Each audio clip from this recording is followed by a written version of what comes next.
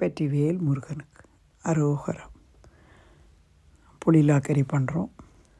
ஒரு பேனில் தாளித்து கொட்டி அதில் சின்ன வெங்காயம் ஒரு 10-15 போட்டு 5-6 பீஸ் முருங்கைக்காயும் போடுறோம். 2.5 டம்ளர் தண்ணீர் விட்டுருக்கோம். புளி கிடையாது இதில். ஸோ இதில் உப்பு மஞ்சள் தூள் போட்டு இதை வேக விடலாம். முருங்கைக்காய் கொஞ்சம் சாஃப்டான உடனே நம்ம அரைச்சின்னு வர விழுது அதில் போடலாம். அரைக்கிறதுக்கு மிளகு, ஜீரகம், கொஞ்சம் பச்சரிசி, தேங்காய் பூ இதை 4ஐயும் அரைச்சின்னு வரலாம். 2 சின்ன வெங்காயமும் அதில் சேர்த்துக்கலாம். அதே மாதிரி முருங்கைக்கீரை கறி பண்ண போகிறோம். அதுக்கும் கொஞ்சம் தேங்காய், சீரகம், 2 சின்ன வெங்காயம் அரைச்சின்னு வர போகிறோம். இப்போ குழம்புக்கு அரைச்சிட்டு வந்ததை முருங்கைக்காய் வந்துருத்தான்னு செக் பண்ணிவிட்டு அதில் நம்ம சேர்க்கணும்.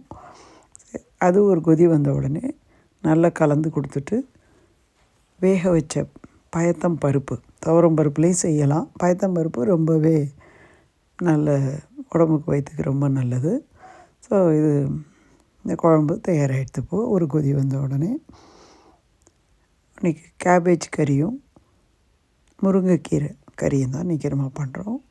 கடுகு உளுத்தம் பருப்பெல்லாம் தாளித்து ஒரு பச்சை மிளகா ஸ்லிட் பண்ணி போட்டு பக்கத்துலேயே நின்று இந்த கேபேஜ் கறியை பண்ணிட்டோம். முருங்கைக்கீரை ஒரு 1/2 கிலோ எடுத்து வச்சுருக்கோம்.